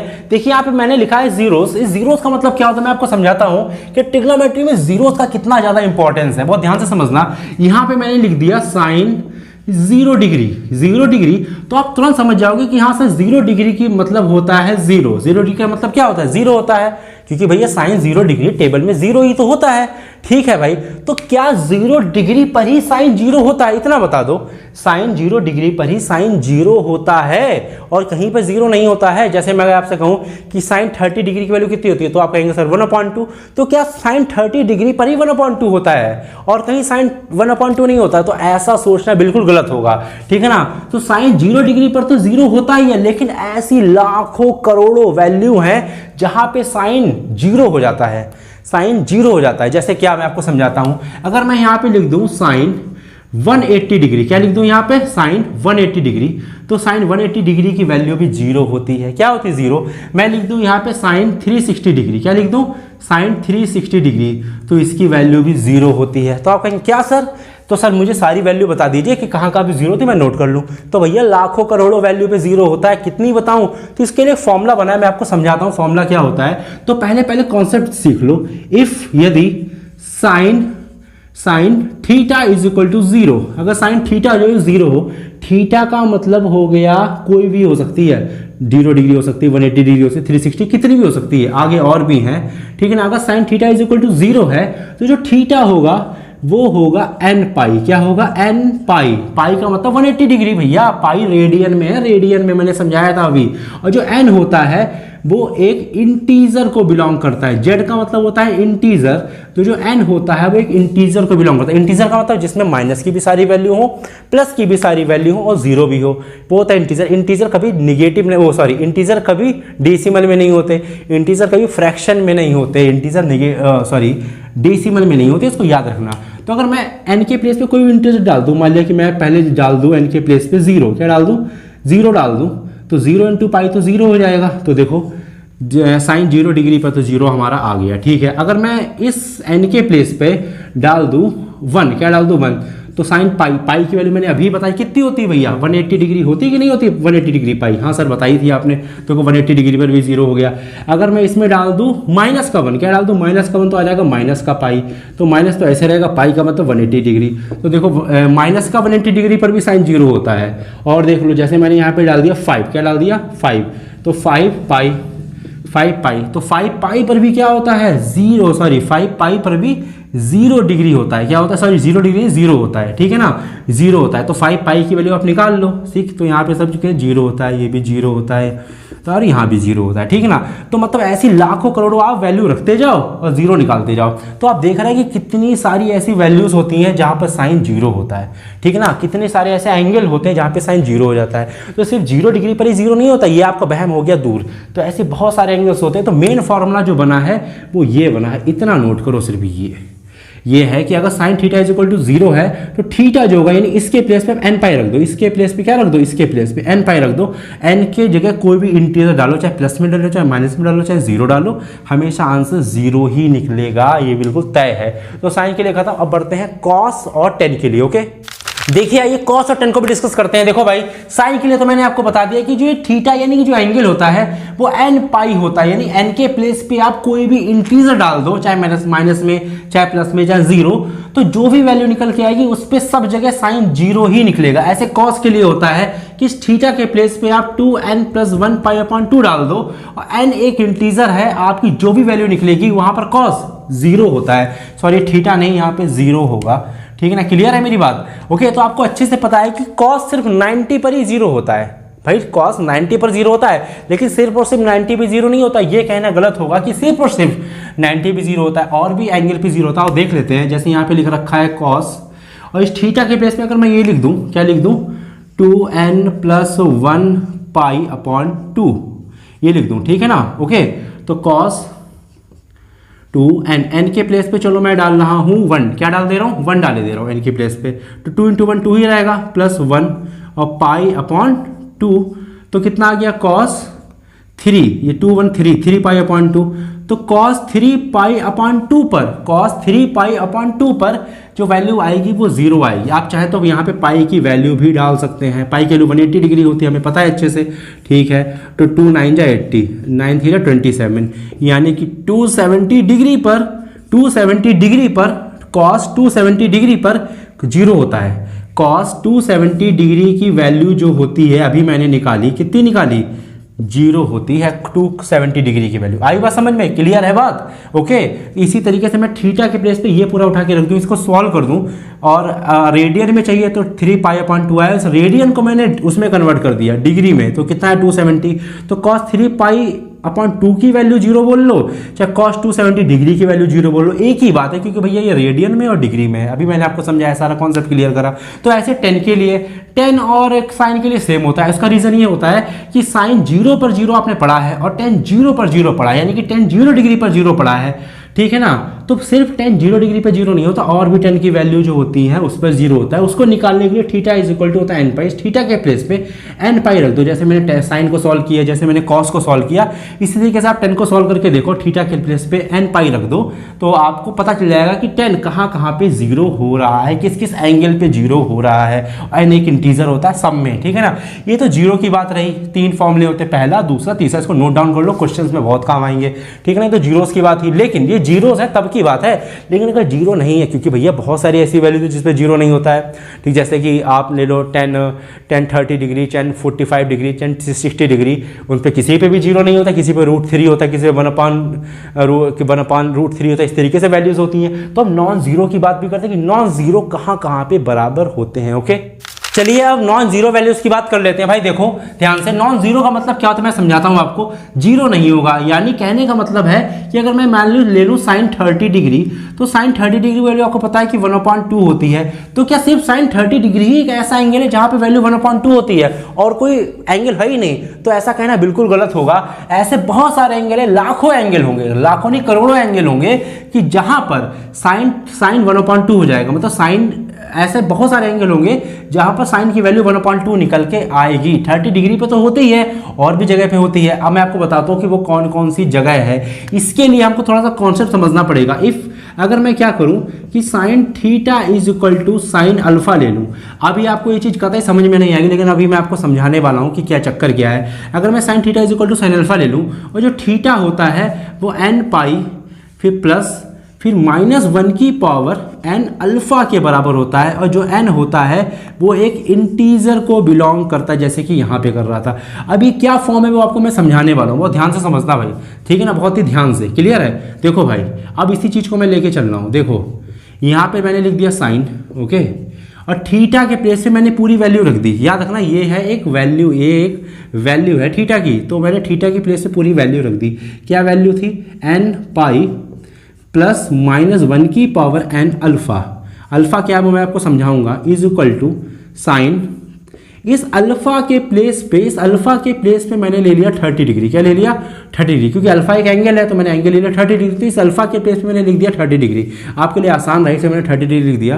तो यहाँ पे जो अल्फा है, यहाँ पे भी तो मुझे 30 डिग्री लिखना पड़ेगा कि नहीं लिखना पड़ेगा? बताओ, लिखना पड़ेगा ना 30 डिग्री। तो मैंने यहाँ पे भी देखो भाई 30 डिग्री लिख दिया। बात समझते रहना अब, ठीक है ना। अब मैं क्या करूँ, एन की कोई भी वैल्यू डालो, कोई भी इंटीजर, चाहे माइनस में चाहे प्लस में। चलो मैंने इंटीजर डाल दिया 2। क्या डाल दिया मैंने? 2 डाल दिया। समझते रहना बात, 2 डाल दिया मैंने। तो यहाँ पे ले लिया 2। और पाई की वैल्यू हमें अच्छे से पता होती है 180 डिग्री, होती कि नहीं होती? हाँ सर पढ़ा है मैंने, पाई की वैल्यू 180 डिग्री अभी पढ़ी मैंने, माइनस का 1।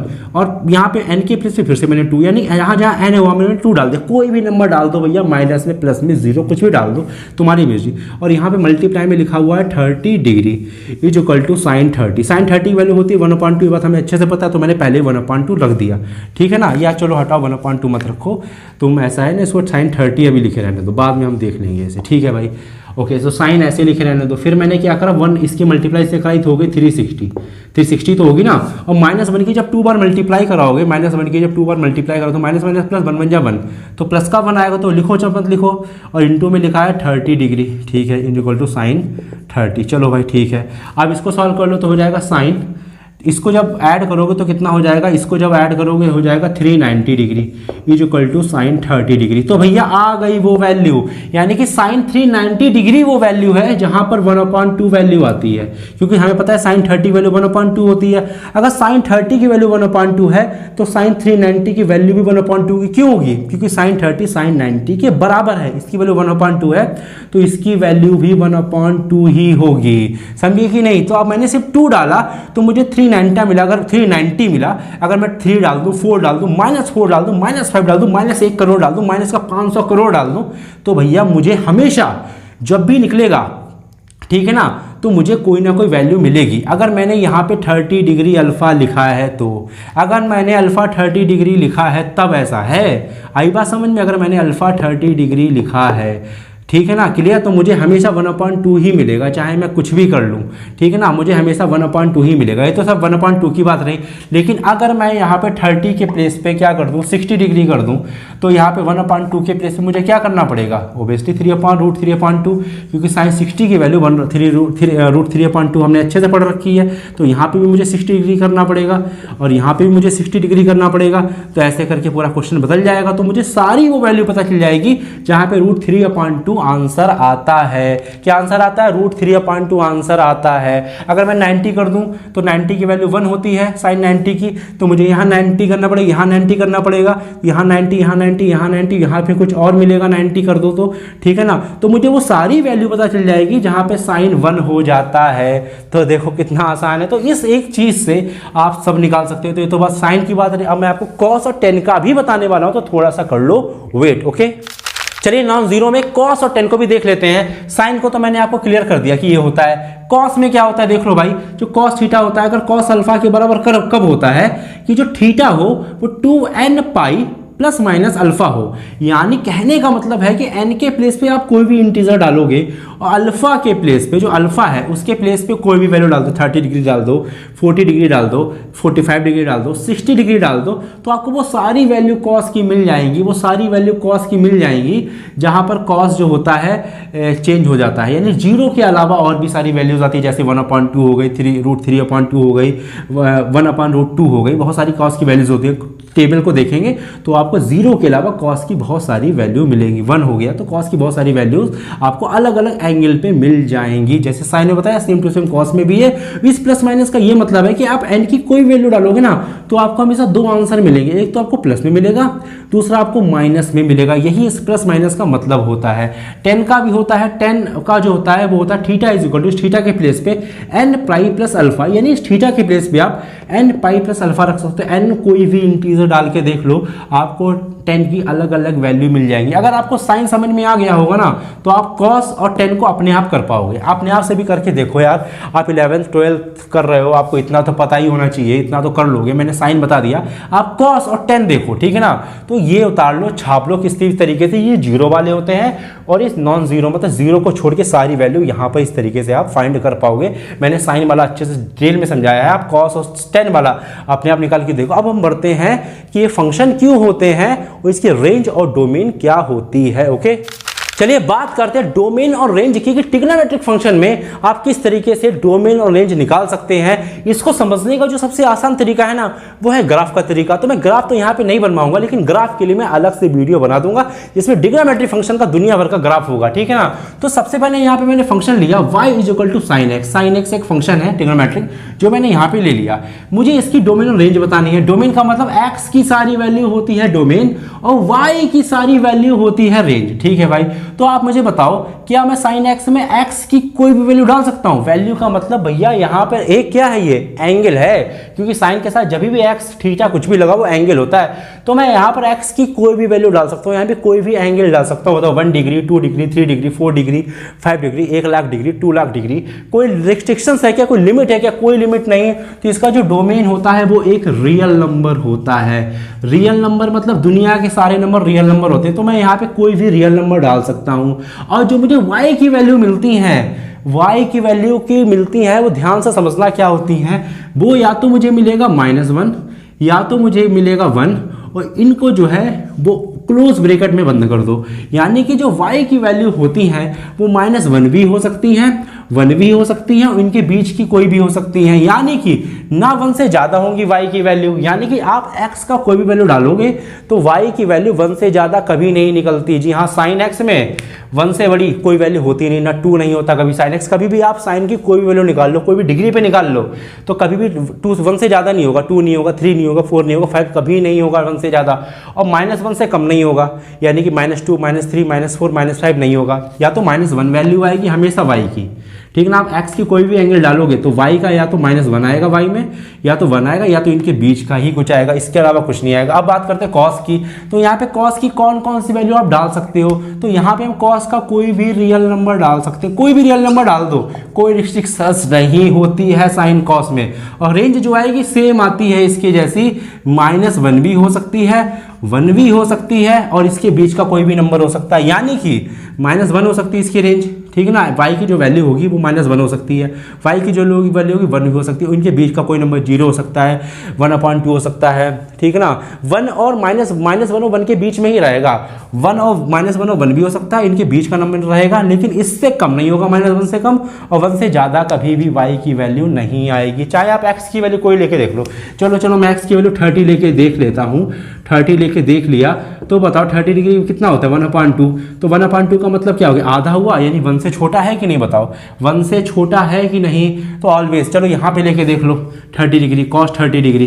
तो जैसे आप cos 30 डिग्री लिया है तो कितना आएगा, √3/2। तो √3/2 जो है वो 1 से छोटी वैल्यू है, चाहे तो देख लो काट पीट के, सही है। तो समझ गए, ये इसका डोमेन और ये इसकी होती है रेंज। अब बात करते हैं tan और cot की, जो कि एक दूसरे के बहुत ही सिमिलर होते हैं। ओके, अब चलिए tan और cot की रेंज और डोमेन की बात करते हैं। ये बहुत इंटरेस्टिंग और बहुत मजेदार रहेगा, बहुत ध्यान से देखना भाई इसके डोमेन और रेंज को। देखो भाई यहाँ पे लिखा हुआ 10x, तो मैं x की कौन कौन सी वैल्यू डाल सकता हूँ? तो आप कहेंगे सर आप यहाँ पे x की कोई वैल्यू डाल दो, हमें कोई दिक्कत नहीं। तो भैया दिक्कत है, क्योंकि tan 90 डिग्री पे नॉट डिफाइंड हो जाता है। tan 90 डिग्री की जो वैल्यू होती है वो होती नॉट डिफाइंड।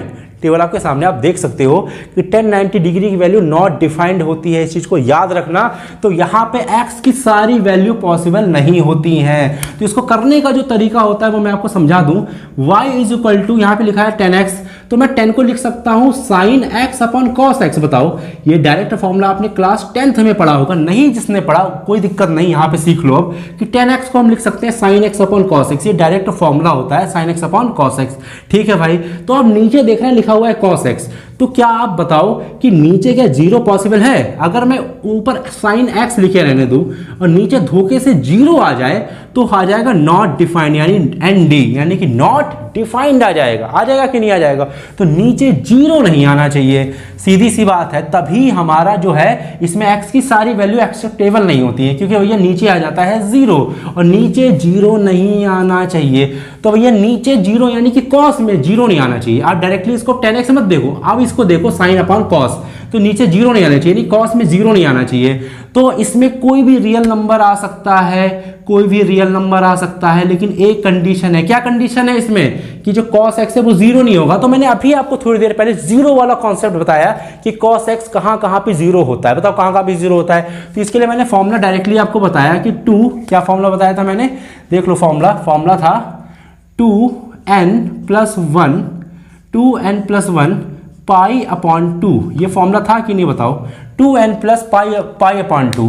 तो 2n प्लस पाई अपॉन 2 एक ऐसी वैल्यू है जिसमें से हम रियल नंबर में से इसको माइनस कर रहे हैं, तभी मैंने यहाँ पे लगा दिया है माइनस। यानी कि जितने भी दुनिया के नंबर्स हैं, रियल नंबर्स होते हैं, उन रियल नंबर्स में से अगर 2n+1 पाई अपॉन 2 में माइनस कर दूं तब x की सारी वैल्यू मैं भर सकता हूं। यानी कि ये जो वैल्यू है ये cos x के लिए है। मैं डायरेक्टली 10x को 10x नहीं देख रहा हूं, 10x को साइन अपॉन कॉस देख रहा हूं। और जो cos है वो कभी भी, और जो cos होता है वो कहाँ भी जीरो होता है, वो 2n+1 पाई अपॉन 2 भी जीरो होता है। अभी मैंने थोड़ी देर पहले जीरो का कॉन्सेप्ट बताया। अगर आपने स्किप करा होगा तो आपके समझ में कुछ नहीं आएगा, मैं नहीं जानता भाई। कॉन्सेप्ट नहीं छोड़ना है, वीडियो इतनी लंबी इसलिए नहीं बना रहा हूँ कि आप छोड़ के बैठ जाओ, ठीक है ना। तो जो cos x है वो 2n+1 पाई अपॉन 2 नहीं होना चाहिए, क्योंकि यहाँ पर ये जीरो हो जाता है इतनी सारी वैल्यूज पे। आप कहेंगे सर cos 90 भी जीरो होता है, तो cos 90 तो जीरो होता है, तो 90 के अलावा भी लाखों करोड़ों ऐसी वैल्यू होती है जहाँ पे साइन, जहाँ पे cos जीरो हो जाता है। तो वो लाखों करोड़ों वैल्यू निकालने का फॉर्मूला ये होता है। इसलिए रियल नंबर में ये वाला फॉर्मूला माइनस कर दो, ये वाला फॉर्मूला cos का होता है, अभी मैंने बताया था। इसकी रेंज क्या होती है, रेंज इसकी कोई भी रियल नंबर हो सकती है। जैसे कि साइन और cos में रिस्ट्रिक्शन था कि -1 से छोटी नहीं होगी और 1 से बड़ी नहीं होगी, इसके बीच में घूमती रहेगी, और -1 और 1 भी हो सकती है साइन cos में। लेकिन 10 में ऐसा कुछ नहीं है। 10 में जो वैल्यू होती है वो -1 से ज़्यादा भी हो सकती है, +1 से ज़्यादा भी हो सकती है, मतलब कोई रिस्ट्रिक्शन नहीं है 10 की रेंज के लिए। तो एक रियल नंबर होगी रेंज, ठीक है भाई, क्लियर है, बात समझ में आ गई होगी। अब कॉट को देखते हैं, बिना ग्राफ के समझा रहा हूँ, बाकी टीचर्स ग्राफ से समझाते हैं, लेकिन मैं बिना ग्राफ से आपको क्लियर कर दे रहा हूँ। देखो भाई कॉट को देखो क्या हो सकता है, कॉट को लिख सकते हैं cos x upon sine x, cos x upon sine x. अब हम cos x को तो cos x लिखे रहने दें, लेकिन अगर मैं sin x को धोखे से जीरो कर दूं तो हमारा तो nd आ जाएगा, यानी कि नॉट डिफाइंड। तो sin x जीरो नहीं हो सकता, तो sin x जीरो नहीं हो सकता। तो जीरो नहीं हो सकने की क्या क्या कंडीशंस हो सकती हैं, तो साइन जीरो नहीं बनाना है। तो भैया इसमें कोई भी रियल नंबर चलेगा x में, लेकिन एक नहीं चलेगा, वो है n पाई। क्या नहीं चलेगा, n पाई नहीं चलेगा। अभी मैंने आपको जीरो वाले में बताया कि साइन x कहाँ पे जीरो होता है। अभी मैंने आपको बताया था कि साइन 0 डिग्री पे तो जीरो होता है, लेकिन और भी लाखों करोड़ों ऐसे एंगल हैं जहाँ पे साइन जीरो हो जाता है। तो उसके लिए मैंने n पाई फॉर्मूला डायरेक्ट बताया था। रियल नंबर में से, दुनिया के किसी भी नंबर में से n पाई अगर आप हटा देते हो तो यहाँ पे सारे नंबर रख सकते हो। इसकी जो रेंज होती है, वो रेंज जो होती है वो एक रियल नंबर होती है। क्या होती है, एक रियल नंबर होती है। तो यही है इसका डोमेन और रेंज। देख लीजिए कतई सेम होता है, डोमेन में थोड़ा भले फर्क है लेकिन रेंज में फर्क है। और डोमेन में फर्क आया है क्योंकि यहाँ पे नीचे होता है कॉस, इसके नीचे होता है साइन, इसलिए डोमेन में फर्क आया। रेंज दोनों की रियल नंबर होती है, क्योंकि आप एक्स की कोई भी वैल्यू डालोगे इस हिसाब से, ठीक है ना, तो कोई ना कोई नंबर आपको मिलेगा, कोई भी रियल नंबर मिल सकता है, कोई रिस्ट्रिक्शंस यहाँ पे नहीं होती। तो 10 और कॉट भी हमारा खत्म। अब बढ़ते हैं कॉस सेक और सेक की तरफ, जो कि थोड़ा सा टिपिकल होता है, तो आओ उसको भी देख लेते हैं।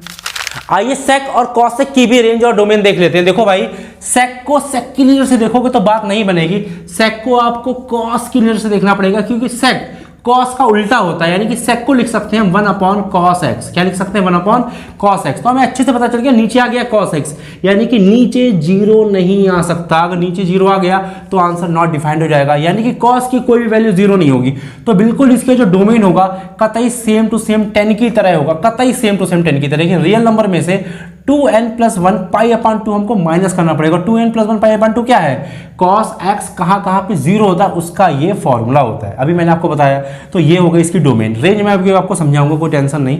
अब cos x की बात करते हैं, तो cos x को आपको cos x की नजर से नहीं देखना है, cos x को आपको 1 अपॉन साइन x की नजर से देखना है, क्योंकि cos x साइन x का उल्टा होता है। तो नीचे आ गया साइन x, यानी कि साइन x कभी भी जीरो नहीं होना चाहिए। तो कहाँ पे साइन x जीरो नहीं होता, n पाई पे जीरो हो जाता है, n पाई पे जीरो हो जाता है। तो यहाँ पर रियल नंबर में से जितने भी रियल नंबर डोमेन में भरोगे उसमें से n पाई को माइनस कर दो। n पाई को क्या कर दो, माइनस कर दो। x की वैल्यू तो डोमेन होती है भाई, तो जितने भी रियल नंबर इसमें डालोगे उसमें से n पाई को माइनस कर दो। n पाई का मतलब जहाँ पे साइन x जीरो होता है उसको माइनस कर दो, वही हो जाएगी इसकी डोमेन। रेंज भैया देख लो अपने हिसाब से, रेंज जो है ग्राफ ग्राफ के बिना नहीं समझाई जा सकती। इसके लिए मुझे पूरा ग्राफ बनाना पड़ेगा। वीडियो वैसे बहुत बड़ी हो गई, मैंने पूरा का पूरा ट्रिग्नोमेट्रिक फंक्शन एक ही वीडियो में कवर कर दिया है। इसमें मैंने कुछ भी नहीं छोड़ा, जितना था सब समझा दिया। फॉर्मूले जो आपके हैं वो मैं अगली वीडियो में कवर कर दूंगा। जितने फॉर्मूले ट्रिग्नोमेट्री में दुनिया भर के आज तक इस्तेमाल हुए, जितने बने हैं ट्रिग्नोमेट्रिक फॉर्मूले, सारे वन वीडियो में मैं कवर करूंगा, जो कि वीडियो आएगी कल। तो देख लो भैया अच्छे से। इसका जो रेंज होता है उसको ज़्यादा नोटिसेबल मत करो, क्योंकि इसकी रेंज ज़्यादा काम नहीं आती। मैंने अब तक अपनी लाइफ में जितने भी क्वेश्चंस लगाए हैं, सेक की और कॉसेक की रेंज कभी भी इतनी मेरे काम में नहीं आई, कभी भी इतना मुझे कोई जरूरत खास नहीं पड़ी। तो अगर आपको इसकी रेंज नहीं समझ में आई तो भी कोई टेंशन नहीं, छोड़ दो इसको, रेंज को बिल्कुल मत देखो। रेंज मैं आपको ग्राफ के थ्रू समझाऊंगा, तभी आपको समझ में आएगी। डोमेन देख लो, डोमेन मैंने समझा दिया, बाकी सब खत्म। तो ट्रिग्नोमेट्रिक फंक्शन पूरा मैंने खत्म कर दिया, कुछ भी नहीं बचा। अब आप एक्सरसाइज अच्छे से कर सकते हो। इस वीडियो का एक एक चीज बहुत इंपॉर्टेंट तरीके से मैंने बताई है। अच्छी लगे तो चैनल को लाइक, शेयर और सब्सक्राइब जो भी करना हो कर देना, वीडियो वगैरह को। और अगर आप चाहो तो मैंने इंस्टाग्राम और फेसबुक पे पीछा भी कर सकते हो, maths.future। तो मिलते हैं नेक्स्ट वीडियो में, तब तक के लिए बाय बाय।